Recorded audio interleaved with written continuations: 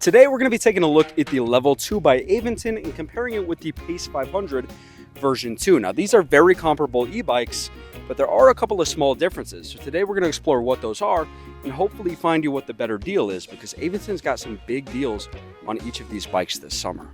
At first glance, you can tell that these bikes are very similar. The frames aren't too different, the displays are the same, the wheels are even the same size. But when you really take a step back and start to observe these bikes, you see that the Level 2 looks a little bit beefier. Now, the Level 2 has a bigger body than the Pace 500, and it weighs in at 2 pounds heavier at 54 pounds.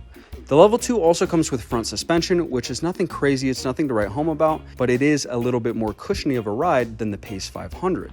Now, each of these bikes have 500-watt motors, so they have a similar amount of power, but there is a torque sensor on the Level 2, which makes that power more gradual than you're going to feel when you start pedaling that Pace 500. The Pace 500 definitely feels a little bit more kind of jittery and speedy than that Level 2 does. It's also worth noting that the battery in the Level 2 is significantly better than the battery in the Pace 500. The Pace 500, they claim, can go for about 40 miles, whereas they claim about 60 miles worth of range on that Level 2.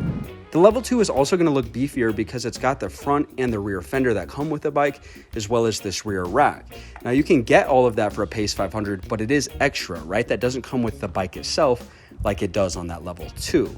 Now, the way that they market these bikes is that the Pace 500 is more of a casual cruiser meant for having fun on the weekends, zipping around with your friends. It's a little bit speedier and faster pace, whereas they market that Level as being kind of more of a commuter e-bike, something that you would take to your job a few days a week, a way to cut back on gas, and a little bit more of a comfortable long-term ride. Now, personally, I haven't tried to commute with either bike, but just riding them around for fun, I definitely prefer the Pace 500. It's a little bit zippier, like I mentioned, feels a little bit faster, and it's a lot more nimble. It's easier to maneuver than that slightly heavier Level 2. Now, typically the Pace 500 costs $15.99, which is $200 cheaper than that Level 2. But right now, Aventon's got a crazy deal where you can buy a Pace version 2 for $13.99, which includes both a front and a rear rack.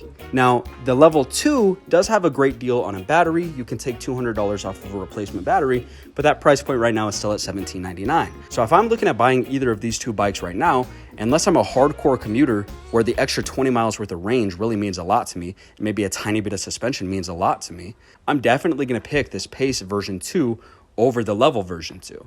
And if suspension is something that means a lot to you, maybe you're an older rider, you can still get a suspension seat post with the $400 that you've saved in the difference between this Pace 500 and the Level 2. I definitely personally recommend that Pace 500 version 2 over the Level 2 at this price. Hey, really quick before you click out of the video, if you're in the market for a new bike, or maybe you want some liners to stop your tires from popping, give us a call. Our number is 435-230-3775. Ask for Mitchell. I'm not here to gouge y'all. I'll do the best job that I can negotiating with my boss, maybe get you free shipping or a good price on something. So give us a call, ask for Mitchell. Have a good one, y'all.